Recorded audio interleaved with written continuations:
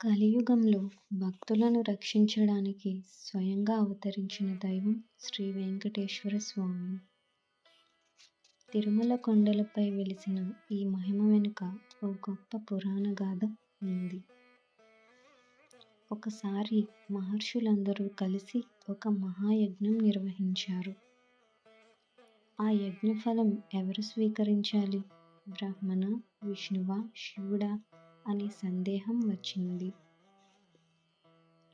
ఈ సందేహాన్ని తీర్చడానికి భృగు మహర్షిని పరీక్షకు పంపించారు. మొదట భృగు మహర్షి బ్రహ్మలోకానికి వెళ్ళారు.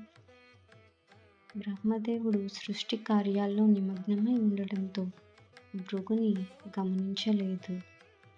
దీనితో భృగునికి అసంతృప్తి కలిగింది.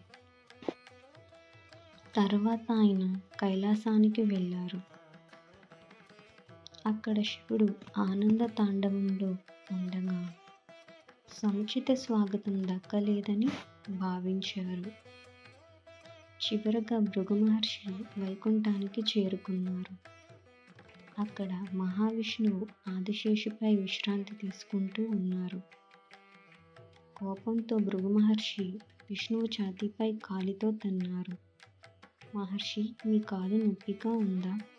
నా ఛాతీ గట్టిగా ఉంది అని వినయంగా అన్నారు.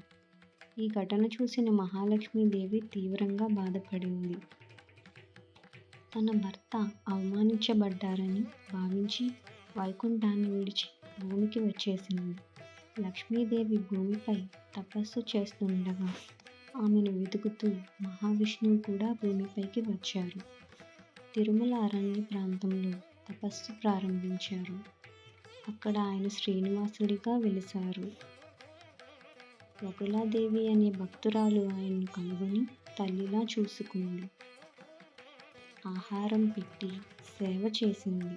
కొంతకాలానికి శ్రీనివాసుడు పద్మావతి దేవిని చూశారు. ఇద్దరి మధ్య దివ్యమైన అనుబంధం ఏర్పడింది. వారి వివాహం నిర్ణయమైంది. ఈ దివ్య కళ్యాణం కోసం శ్రీనివాసుడు కుబేరుడి వద్ద నుండి రుణం తీసుకున్నారు. భక్తుల కానుకలతో ఈ రుణాన్ని తీర్చుతాను అని వాగ్దానం చేశారు. అందుకే తిరుమలలో భక్తులు కానుకలు సమర్పించడం సాంప్రదాయం అయింది. వివాహ అనంతరం శ్రీనివాసుడు తిరుమల కొండలపై స్థిరంగా నివసించారు. శ్రీ వెంకటేశ్వర స్వామిగా దర్శనం ఇస్తున్నారు. భక్తితో పిలిచిన వారి ప్రార్థన విని కటాక్షం చూపిస్తారు. గర్వం కంటే వినయం గొప్పది. కోపం కంటే కరుణ గొప్పది. పరీక్ష కంటే భక్తి గొప్పది. ఓం నమో వెంకటేశాయ. గోవింద గోవింద. ఈ కథ మీకు నచ్చితే మా ఛానల్ని సబ్స్క్రైబ్ చేయండి.